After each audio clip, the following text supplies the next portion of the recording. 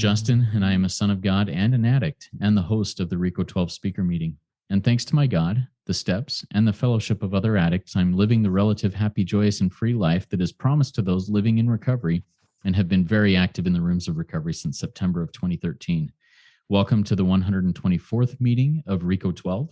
We are an organization with the mission of learning and sharing the similarities of addiction of all kinds and the similarities of recovery from all afflictions and addictions, and gaining and sharing tools and hope from others who are trudging this road. We are an open meeting for all, no matter your life experiences, faith traditions, nationality, or background. To learn more about RICO 12, please go to www.rico12.com. That's RECO12, like recovery 12 step.com. RICO 12 appreciates your help in keeping to us working our 12th step. And wow, let me start that again. RICO 12 appreciates your help in keeping us working our 12th step and are grateful to receive donations to cover Zoom and the podcast overhead costs. I'll put the information and links in the chat of the live meeting and also in the show notes of the podcast if you wish to contribute to this cause.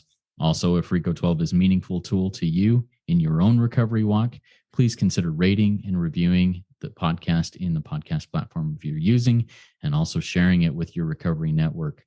We look forward each week to receiving from the light reflected from our speakers from their higher power. That light inspires hope, meaning, worth, and growth in us, the listening audience.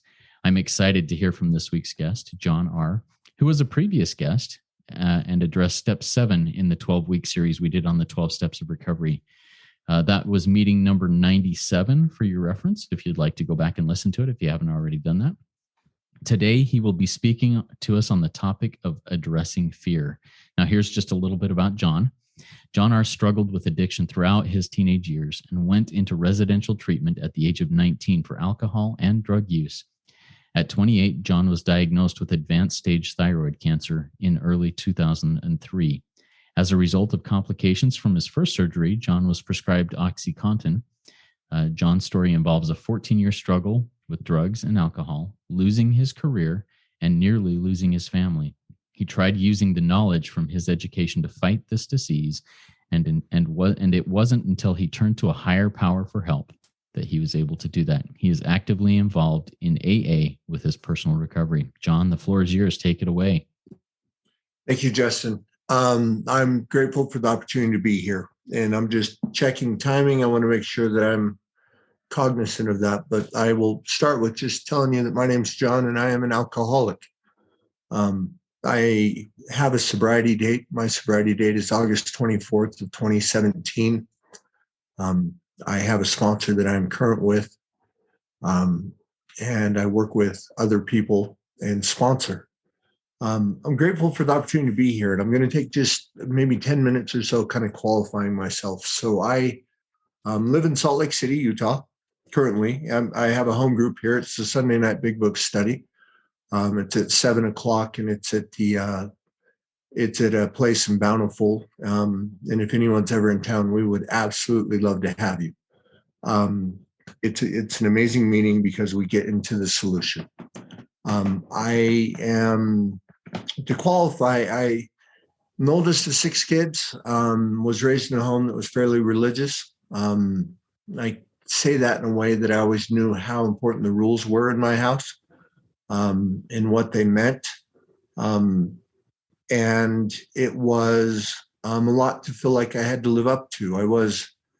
When I was younger, to give you an idea of kind of my personality and the way it was, when I was 6 years old, my parents moved us to France. And when we moved to France, all I knew how to say was "Je m'appelle," which is "my name is," and then Jonathan. And I didn't know how to speak any other French, and I was put in a French-speaking school. And I remember how nervous and anxious I was that morning, even at the age of 6. And one of the interesting things is that nervousness, that anxiety level, that wasn't something that was new to me. I always felt like I was someone who was maybe overthinking this world, always just nervous, trying to figure out how other people fit in so well. Something happened in my life in between 8th and 9th grade. So I was 13, 14 years old, and I had a friend come over, and my friend brought over a couple Smirnoff mini bottles. And that night I learned how to pronounce Smirnoff, because what happened is I drank 3 of them, and I went out in the neighborhood, and it was the first time in my life I could actually remember making eye contact with girls. I felt like the people around me thought I was funny. I felt like I was funny, and I kind of felt like I had arrived. And that was early on at the age of 13.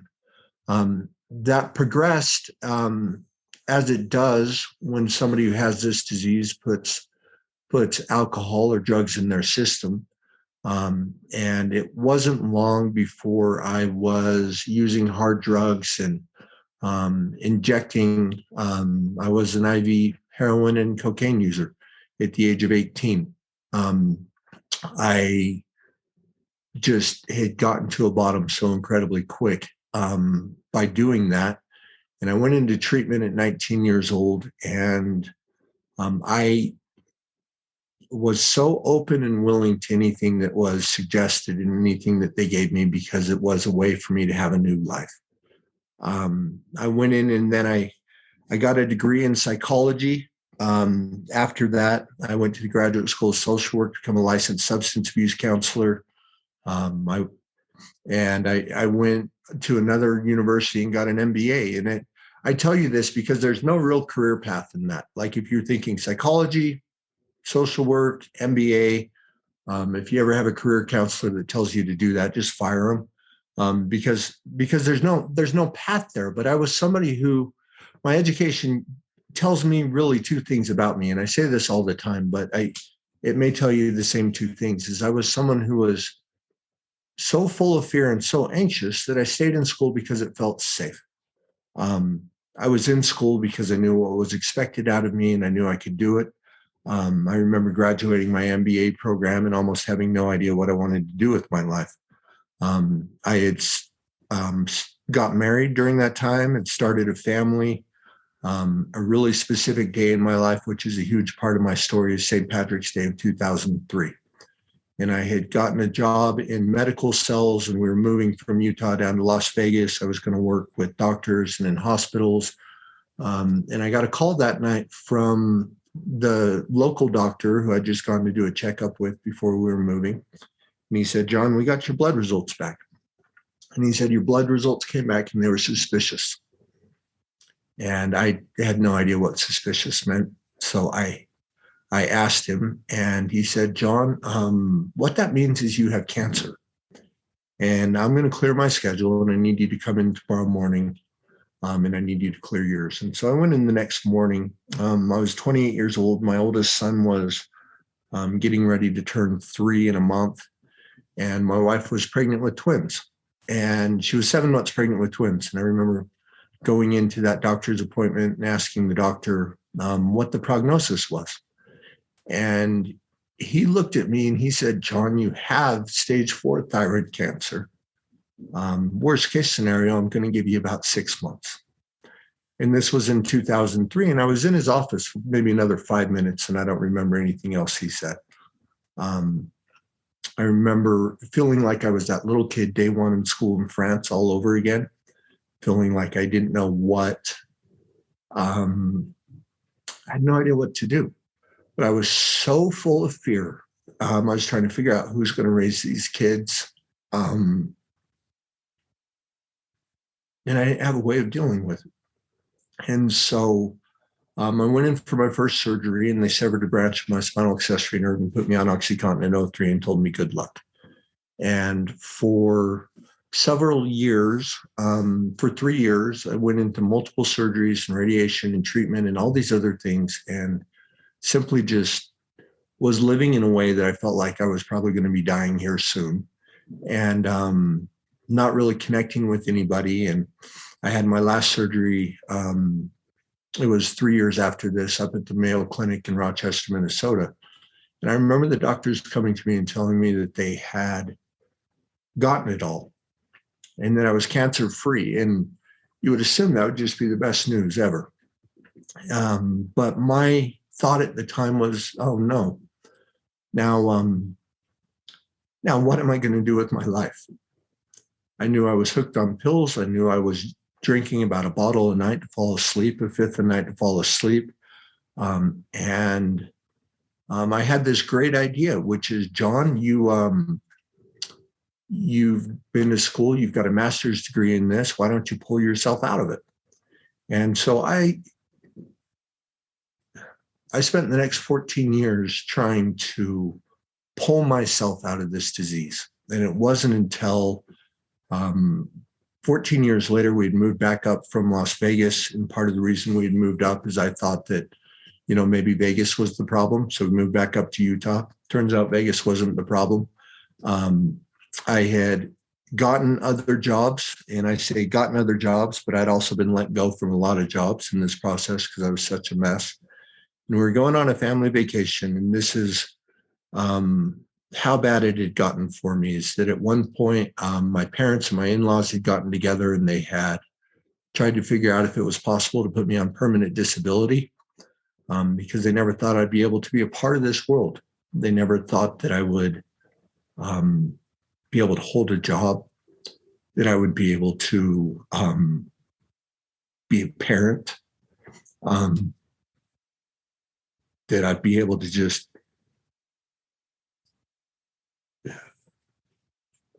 I'd be able to survive. And the worst part about that is I'd gotten to a point where somewhere inside of me, I thought they might be right. And it was the summer of 2017, and the family was going out of town to Newport Beach, California. And I'm somebody who loves Newport. Like, I've been there a few times, and it seems to me like every time I've been to Newport, it's always 85 degrees, but it's the right kind of 85 degrees. It's not the overly humid, overly muggy. You got the breeze coming in off the ocean. You can watch the sunset. And I thought, man, this is going to be amazing. And it was a couple of days before that trip that my wife came to me and let me know I was uninvited. And so I felt like she uninvited me. I've told my story hundreds of times, and she's heard it a lot. And she pulled me aside a couple of years ago and said, dude, you keep telling people you're uninvited. She goes, you were actually never invited to start with. She goes, I just had to tell you. And I thought, well, that's accurate, harsh, but accurate. And so I was home alone, and I was completely out of options.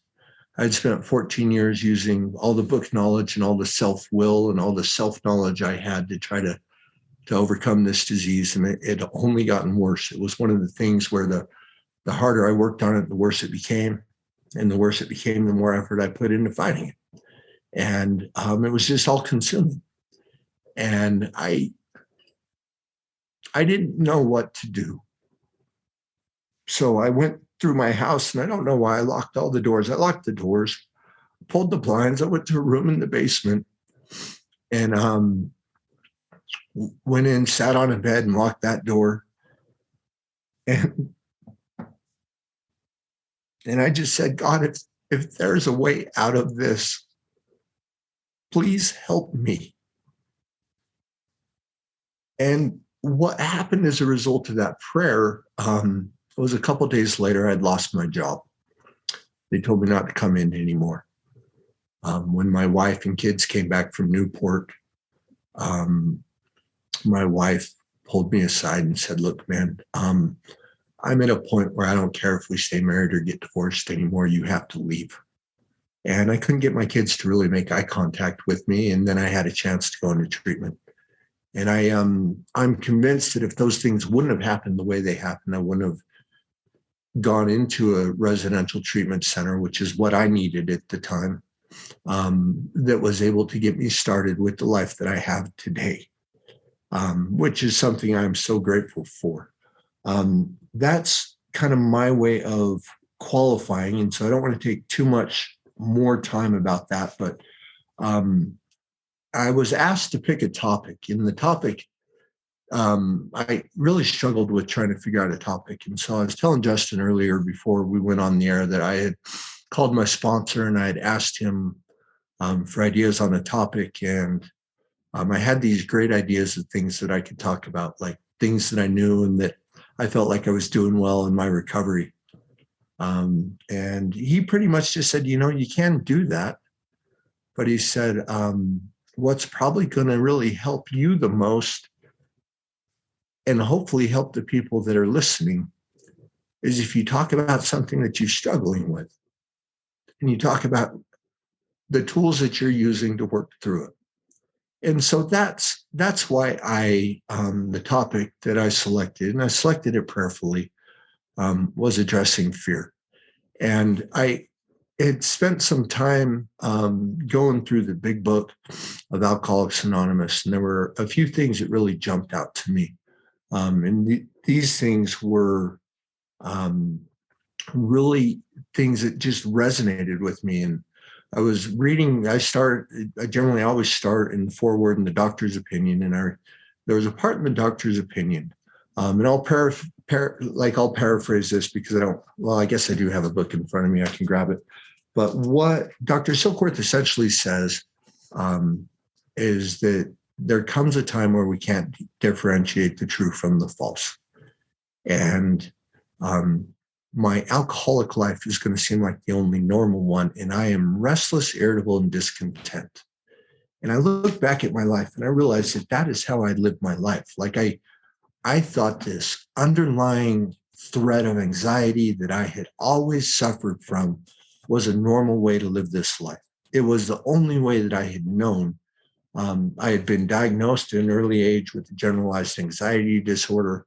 And it wasn't actually till coming to AA that I realized that was fear. I always just thought that's how my life was. I didn't realize that the things that I would get so upset and so concerned about that just seemed normal to me was my inability to cope with some of the fear that was always in front of me.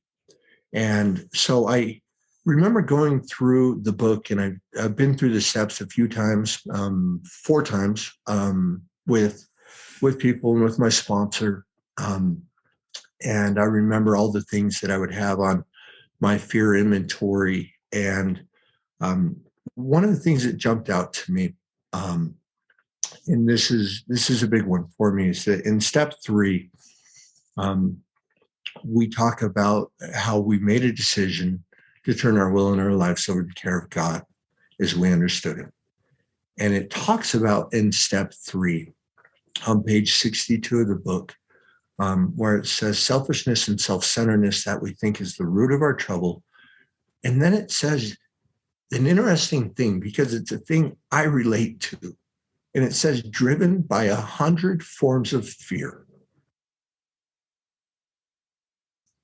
And then it goes on to say self-seeking and everything else. But fear is the first thing that uses. And so when I read that, I went to the dictionary and I looked up the definition of driven. And one of the definitions of driven is to be controlled. And I'm realizing that in my life, because of my selfishness and self-centeredness, that I personally have been driven by 100 forms of fear, self-seeking, self-pity, all these other things that crop up out of that. And as a result of that, I've stepped on the toes of the people around me and they retaliate. And so I'm living at this constant state of dis-ease, which somebody explained to me that's part of what our disease is. And I'm realizing that I'm restless, irritable, and discontent because of this anxiety, because of these things that are internal with me. And I have to have a solution for that. And so a lot of the fears that I run into are I'm concerned about my kids. I've got a 22-year-old. I've got twins now that are 19. My youngest is 13. And this world is a different place than it was when I was their age, 35 years ago. And I'm watching them go into it, and that causes me some fear. I have fear right now in a new business venture I'm doing, and it is an interesting thing. And I'll talk about this a little later without being specific, but how I'm walking through it.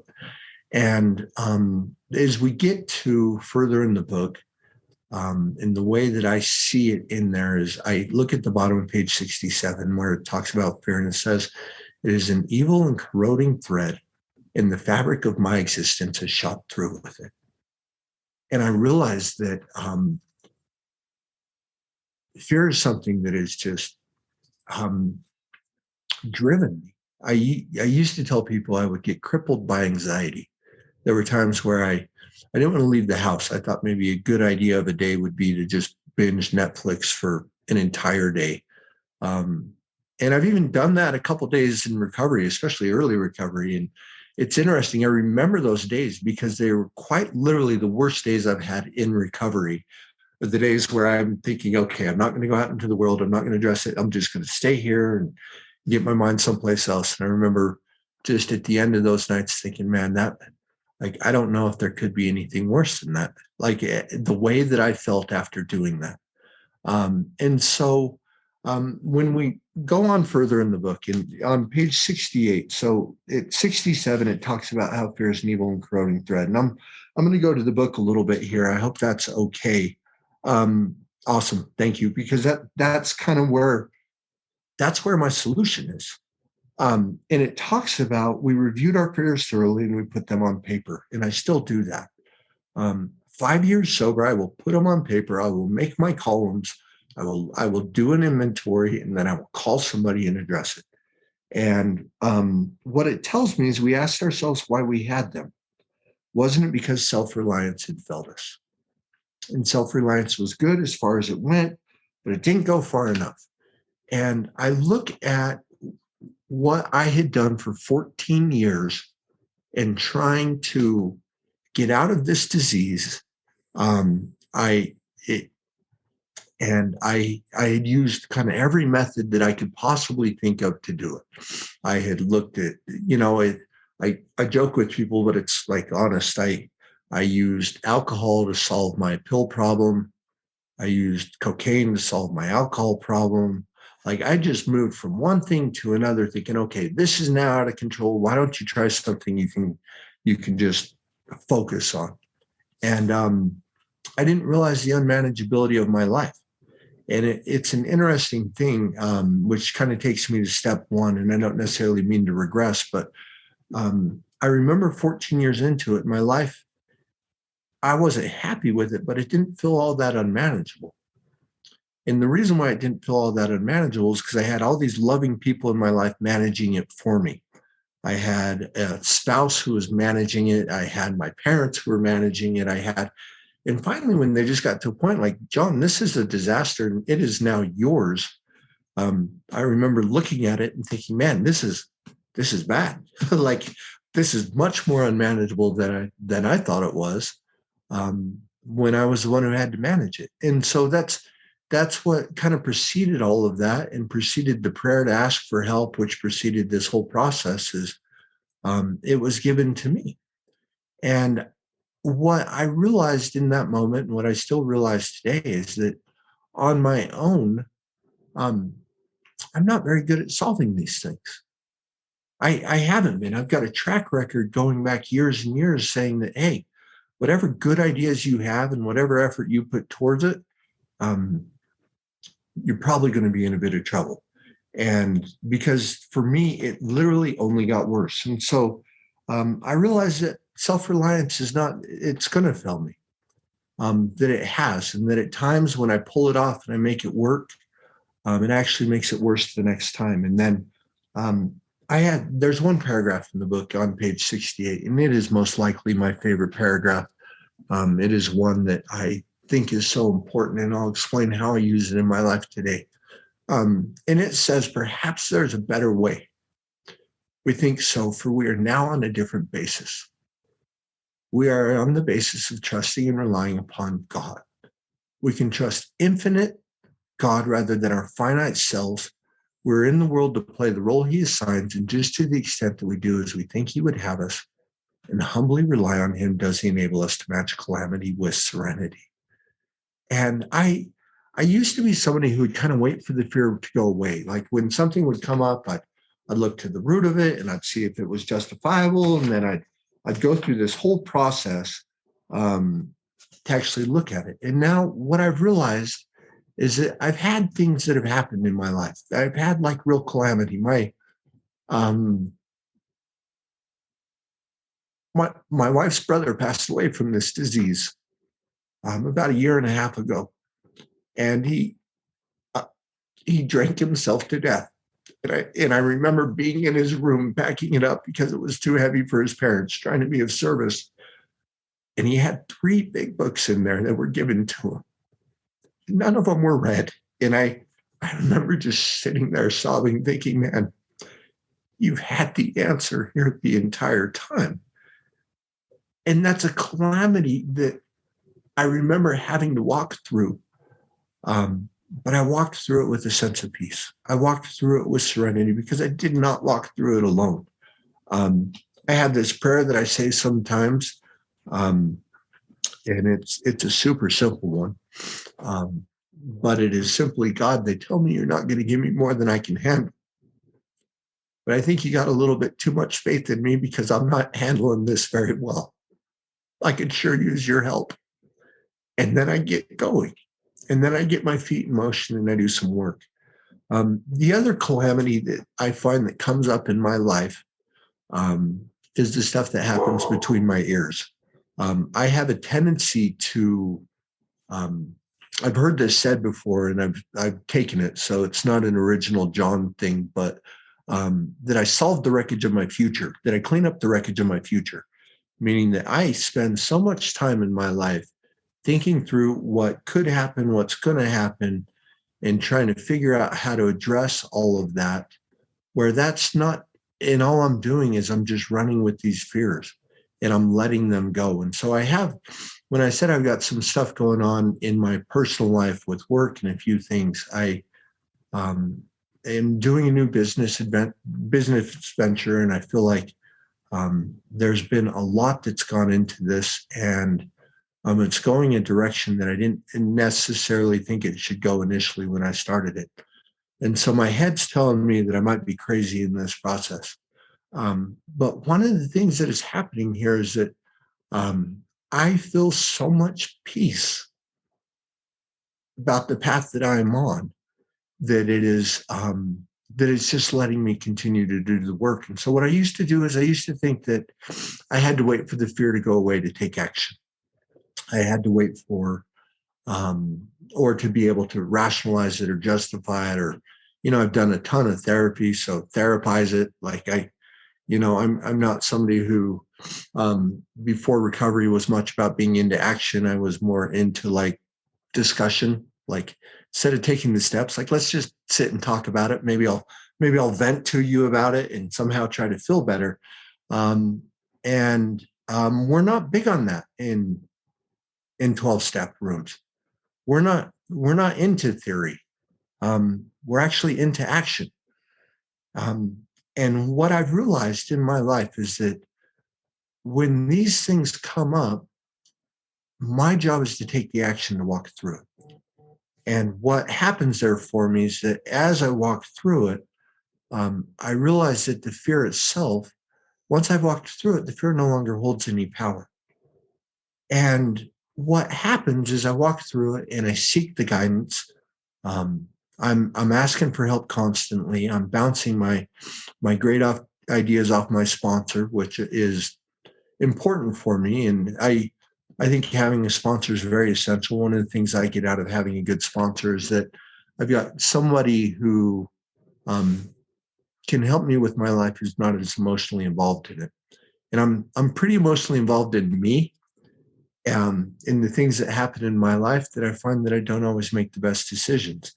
And so the paragraph that follows tells me that, well, I'll paraphrase it a little bit, but what it tells me is that to do this, it's going to take courage. It tells me that men of faith have courage because they trust their God. They say that it says that some people can say that spirituality is a way of weakness, but paradoxically, it is a way of strength.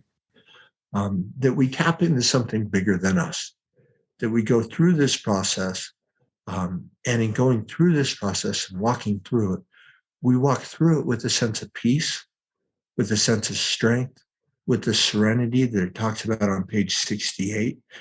And then we get to focus our attention on what God would have us be. Interestingly enough, I don't know how. I tell people this. I don't know how to do anything for God that God can't do for God. Sometimes they're like, okay, well, what's your work that you're doing for him? And I'm like, you know, for me, it's just simply trying to help his kids. Um,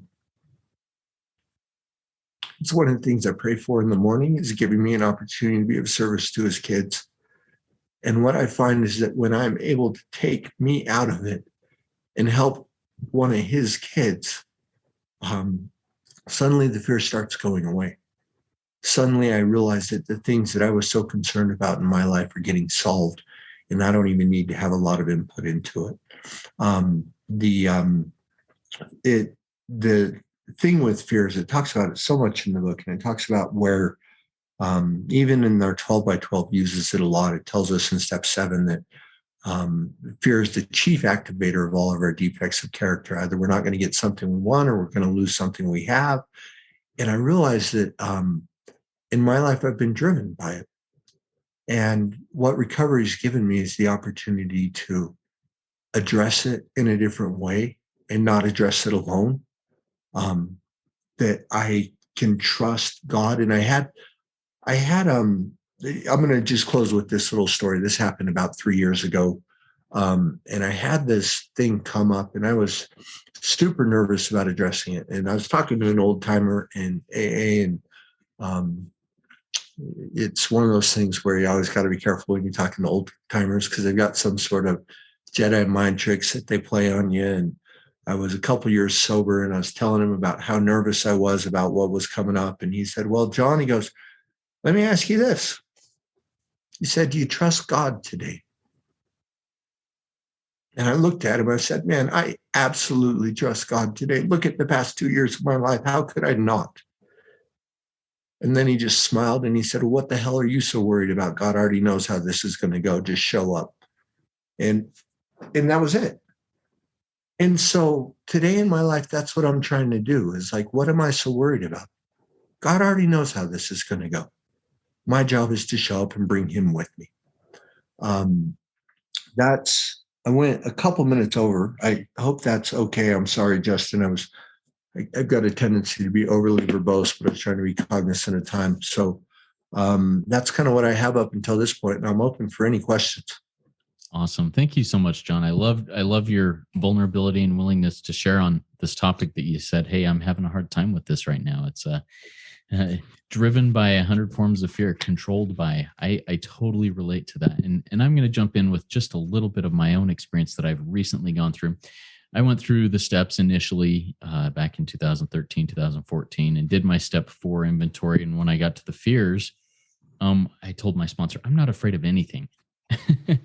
I'm a man, I can handle anything. And he kind of laughed at me and said, well, let me ask you a couple questions. And, oh yeah, I'm afraid of that. Okay, here we go. That gives you a start. I recently, just in the last 6 months, did another journey through the steps, and did a new step 4. And when I hit that fear tab, that fear inventory, I was shocked at how much fear was driving me. And this is, 9 years into my recovery journey. I suddenly am able to see more clearly the fear. So thank you for sharing that, and I appreciate that. So we've got some questions that have come in from the live audience, and a reminder to the live audience, if you have a question for Jon, please type it in the Q&A link at the bottom of the window. We'll ask those of him and get his input and his experience, strength, and hope on those. I've also got some questions here that I've written down. Okay, we'll start with Maddie. Maddie says, often my fear is buried underneath irritability and anger. How do you use the tools of the program, prayer, and meditation to identify your fears? And thanks for your honesty, is what Maddie says. Well, hi, Maddie. That's a good question, because usually that's where I find that my fears are too. And so on page 66 of the big book, I had to remind myself of this a lot initially. And it says that anger is the dubious luxury of normal men, but for alcoholics, these things are poison.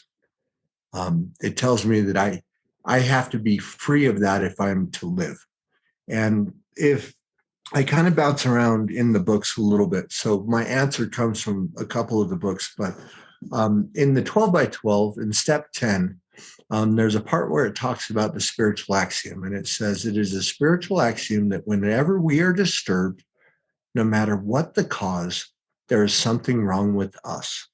And so, what recovery's given me is the opportunity to actually recognize when these things come up, recognize like, okay, I am disturbed. And it doesn't matter what's causing it on the outside, but look at what's inside of me that is disturbed. Now, um, the other thing that that tells me kind of implicitly is that now I have the tools to get myself undisturbed. And what I've found is that oftentimes the world around me doesn't need to change the things that I'm angry at if the way I look at them changes. I have people, and I deal with people in early recovery a lot, and it's an interesting thing just watching people come in and just slam their heads into the wall. You feel like if you're old enough, if you've seen the movie Parenthood, where the little kid puts the bucket on his head and just starts running into the wall, you kind of get that impression with newcomers. And one of the things that I've done so that I don't get as irritable, I can, like, love and tolerance is our code, and that's a choice we make. And if I'm going to approach them with love and tolerance, I kind of picture them in hospital gowns.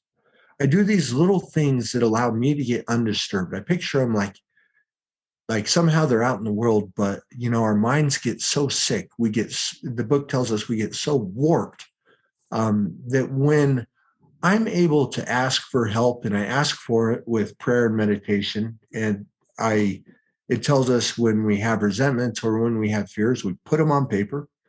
So I will do that and journal that, and then I ask for help. And oftentimes the help is, let me be willing to see this a different way. And I've been married 25 years, and I'm going to tell you, it's not always easy. And sometimes I will be pretty resentful, and I will think, okay, you know what? I can't believe my wife's doing this. And I'm trying to look at my part of it. And I'm like, well, my part's maybe 5%. Like, do I actually owe an amends for the 5%? Like, because I'm angry. And what I do is I'll hit my knees, and I won't ask to make the amends. I'll ask for the willingness to do it, because it is a program of willingness. And every day that I have done that, I have not gone to bed before making the amends. And by the time I do it, I see more of my part. And so for me, I don't know if that helps with the answer, but it's like, when I'm disturbed, when I'm angry, when I am anxious, when I am irritable, there's something with me that needs to be looked at. It's not with the other people outside of me. And what I do is I've learned how to address that, and with time, I get better at it. Thank you, Jon. I appreciate that. We have another. This is a comment, but I'm going to turn it into a question, because I can put myself in these shoes and ask this question. This comes in from BJ. BJ says, "Hi, Jon. Thank you for sharing. My mom has stage 4 brain cancer and is getting chemo. You give hope. Bless you." What a scary place to be for an individual who, in your shoes, you have been diagnosed with stage 4 cancer. In this person's shoes, where a loved one is. You were not in a place where you were working your recovery when you had that experience. But now, as you are in recovery, how would you address the fears of that differently than maybe you did previously? Well, I've seen people in recovery do that, and who've come in with stage 4 cancer, and who've walked through it with like a grace and integrity that I will tell you I did not have at the time. And I know that grace and integrity in the way that they are walking through that and handling that is coming from something much larger than them. And so I have this interesting thing, this process that I go through when these things come up. And I realize that I can't change what's going on in the events and what's happened. But the way that I handled that differently, and so this was like, I'll use the example of when my wife's younger brother passed away, who was like, he had lived with us. I mean, we were a family. Is my thought at that time became, how can I be of maximum service to him? How can I be of maximum service to the people who are hurting, suffering, the people in the struggle? And I had this belief that, and I don't know if this will help BJ, but this is my belief, is that we don't give God a lot of room to work with us when we're angry, when we're resentful, when we're mad. But my experience has been is that when we're like down, when we're feeling sorrow, God lifts us. And it's once I got through the anger and the resentment, and luckily for me, that I worked through that within just minutes of this. And when I found out, and just through the sorrow, I felt lifted. And what that did is it allowed me to go and be of service to the people around me. And I've seen people who have struggled with stage 4 cancer in the rooms in recovery. And I've watched how much service they've done. And I've just watched the ways that they have been lifted. And it's inspirational. But I'm sorry to hear that. I know that life gets heavy. I've got this other little philosophy. I don't think God's the author of our pain, but I think he's willing to be a co-participant in it with us if we ask him. Thank you, Jon. And yes, BJ, our prayers are with you, your mom. We hope that absolutely that whatever God's will is happens, but that it brings you and others closer to God and to your mom. Thank you. Thanks for sharing that. All right. I have a question here from Ken. Ken says, thanks for your courage and transparency. I know you touched on this, but please share more about it. Do you get stuck with being a human doing? In other words, how do you deal with it's up to me to figure it out? Then I'll be ready. And that goes back to what you talked about. Hey, if I know something, I better do something about it, basically. Yeah. Justin, I can't remember if I discussed this when I was on the last podcast, but what AA has given me is a new life philosophy. And what life used to be, and this is probably a perfect analogy for the whole fear thing, is that life used to be this really complicated game of chess where I would sit and I would figure out what move to make, and then how people would respond, and then how I would have to respond. And I always tried to be like 3 moves ahead. And it was just heavy and it was complicated. And it wasn't until I was 43 years old that I realized I'm not any good at chess. And what I do now, and I don't know if this answers the question, but I'll tell you the way I approach it, is that I show up and I'm just simply playing checkers. I'm doing whatever's in front of me to be done. I'm making plans as I'm expected to. I scrub my motives before I go into things. So I make sure that I'm being honest, that I'm not in self-pity, that I don't have self-seeking motives. I go through this process and then I just do what's in front of me to be done. And I ask for help in the process. And so for me, usually the times that, that when I don't want to go to a meeting, when I just want to stay home and isolate, are the times where I need to actually go do something. Some mornings, I start my mornings in prayer and meditation. And my first sponsor told me before he had moved, and what he had told me, I had one day where I was really busy and I was just out there, solving all the problems in my life at 60 days sober. Like it was a great thing for me to do. And he said, well, man, make sure you're taking your higher power with you. And I thought, oh, crap, Bill, I didn't even pray this morning. And he said, well, our book says on awakening, but he said, you can actually start your day over anytime and do that.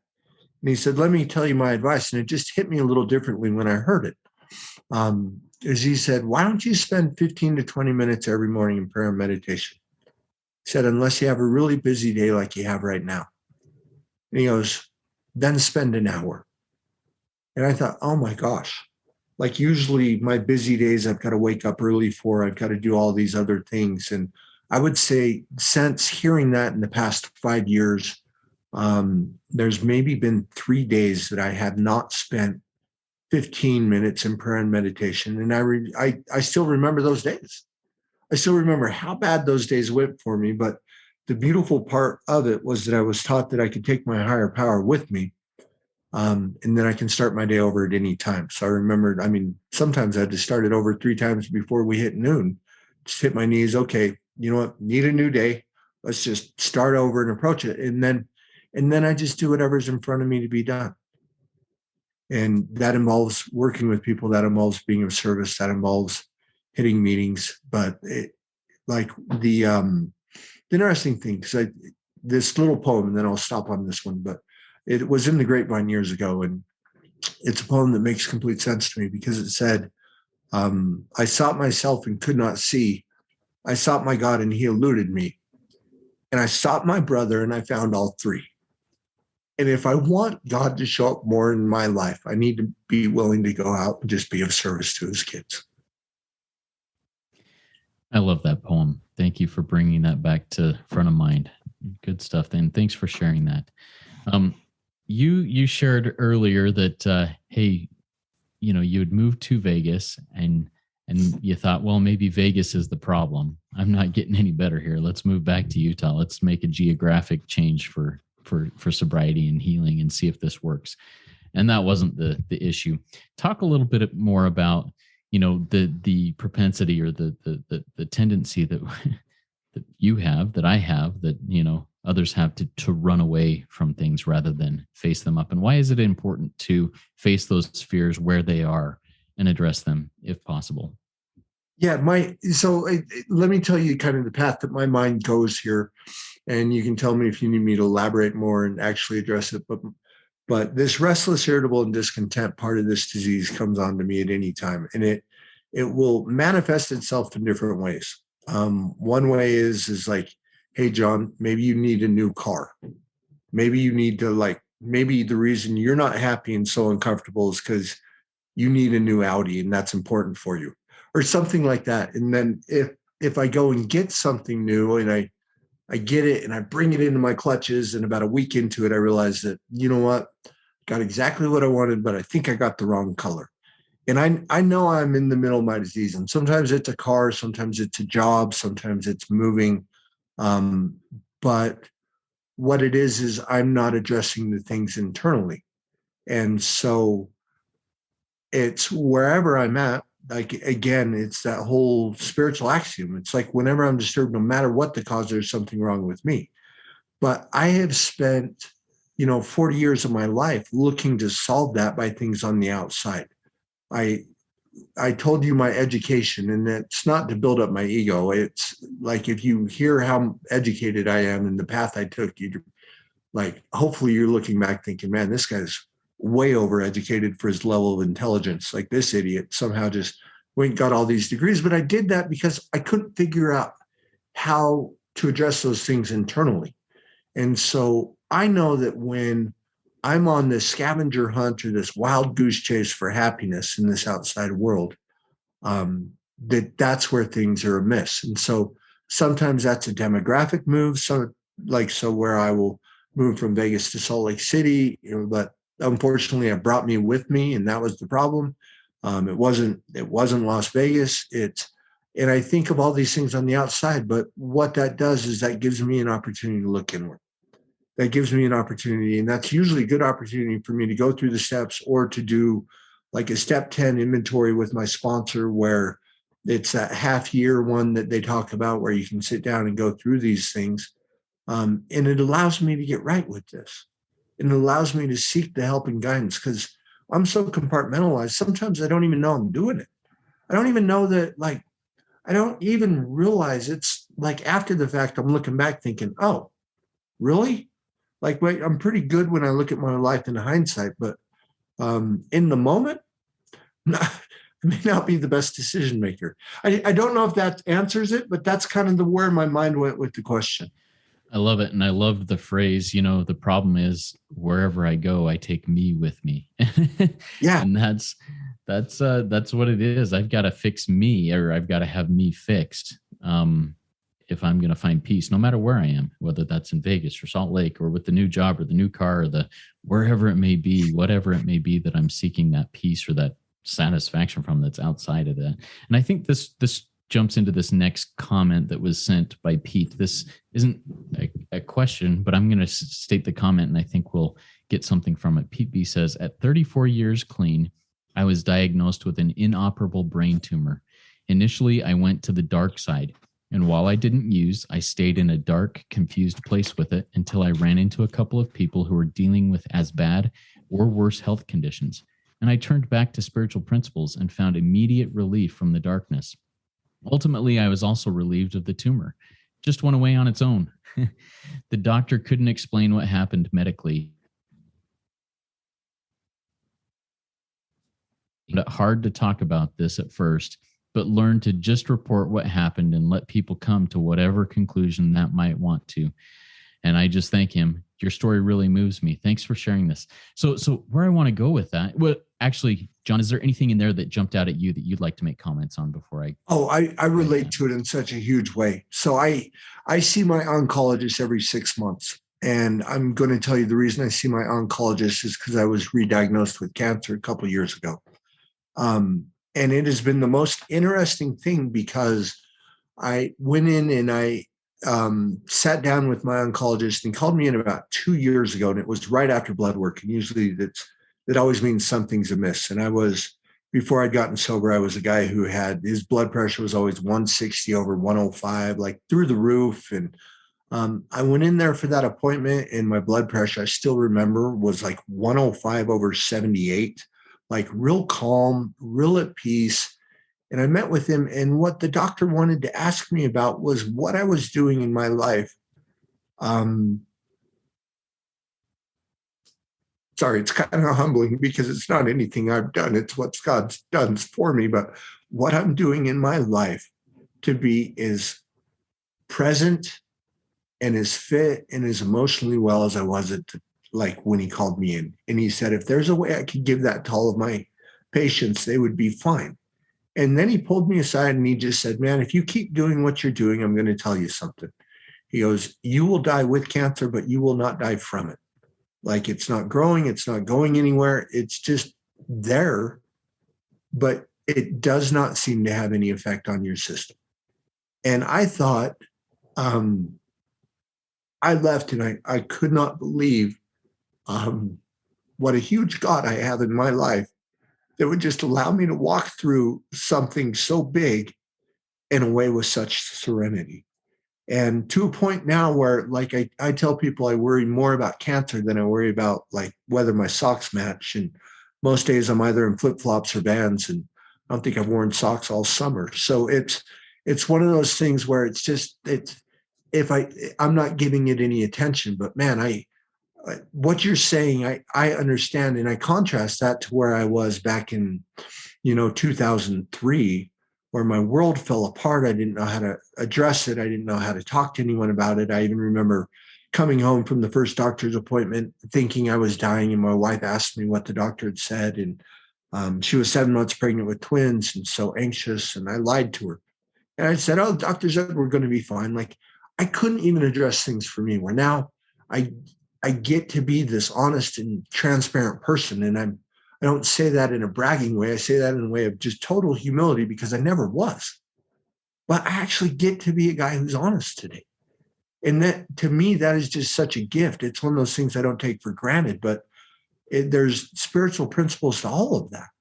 And I think that when we live in that, we don't know what our life's going to look like. And my little belief on that is that it's actually none of my business.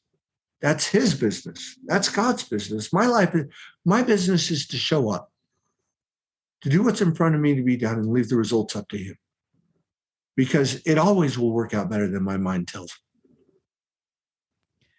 Love it. Thank you. We have one more comment, and then I'll ask you a final question before we go into closing out here. The one more comment is from Lynette. She says, thank you for your share. I am in 12-step for Coda, sex and love, and listening to your share, I relate still on so many levels. Appreciate your vulnerability and honesty with us. So, and I echo that. I've found so much peace for myself in seeing that addiction is the same. Recovery is the same. The spiritual principles are the same. No matter what fellowship I'm a part of, I gain experience, strength, and hope from you, Jon, and others who share your experience, strength, and hope. Thank you. Yeah, now, I agree. We have one solution, right? Like, doesn't matter the program, one solution. Yep.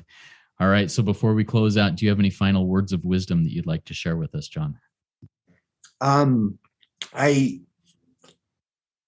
don't know if I have any wisdom, but the thing that comes to mind for me at this point is that I remember the struggle I had with approaching the steps. And I had a little brother who's 9 years sober, and he helped me get into this process 4 years ago. And he was so loving and so tolerant and so patient.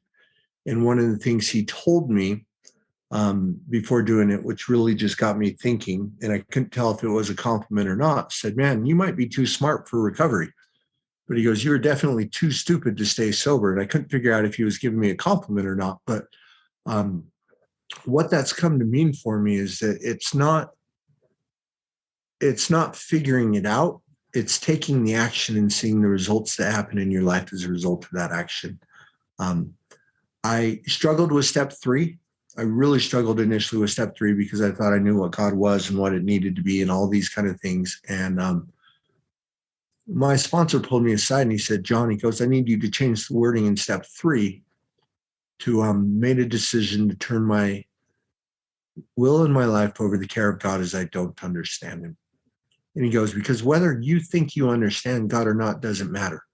He goes, "The thing that matters is that you realize that God could and would if he were sought." And he said, "Jon, be a seeker." And I, for 5 years, have been a seeker. And I will tell you today, I have a huge God in my life that has somehow got me through all these things that have happened, that it takes care of my family, that takes care, he's my employer, he's all these things. And I don't know if I understand this God at all, but I don't need to, because the thing that I know with a certainty, because I can feel this, is that this God understands me. And I get to walk through this world with peace that I've never had before. I get to walk through it with a sense of comfort, and I get to walk through it in a way that I've never been able to. And so if you're trying to figure it out, instead of figuring, maybe just start seeking. Take the action and do it, because that was the thing that helped me the most. I don't know if I spoke too long there, but that was the one thing that came to mind. Beautiful. I want to stand up and shout hooray. Hallelujah. Thank you. Thank you so much, Jon. That was a great RICO 12 weekly speaker meeting for all addicts and those wanting to learn more about addiction and the recovery therefrom. Please consider joining our private Facebook group. The link is in the show notes, in the podcast, and in the chat of the live meeting. And participate in our community, asking questions and answering others' questions that may come up. If you have not yet rated and reviewed the podcast to our audience in Apple Podcasts, please go do so now. It's a great way to help us work our 12 step and for you to work your 12 step and sharing the message with others. I invite the audience to come back next week when we will be hearing from Scott H., who is on fire in his own recovery walk. And he'll be speaking to us on his experience, strength, and hope of finally getting it after 40 years in the rooms. I'm excited to hear this. Now, let's launch off into the rest of our day with the serenity prayer that Jon will say for us. God, grant me the serenity to accept the things I cannot change, the courage to change the things I can, and the wisdom to know the difference. Amen. Amen. Keep coming back, everybody. Come trudge this happy road with me. Work it. You are worth it.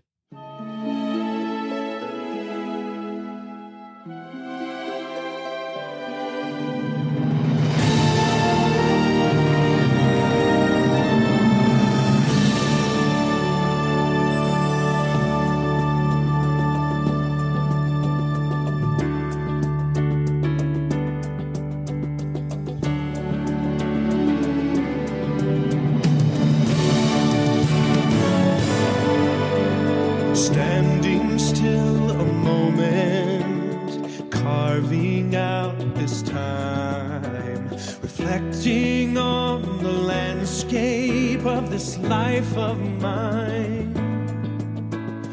Peaks too high to conquer, streams too wide to cross, troughs too deep to walk through without incurring loss. here I am, still standing tall, despite the rough terrain. One like me survived the storms and walked through wind and rain.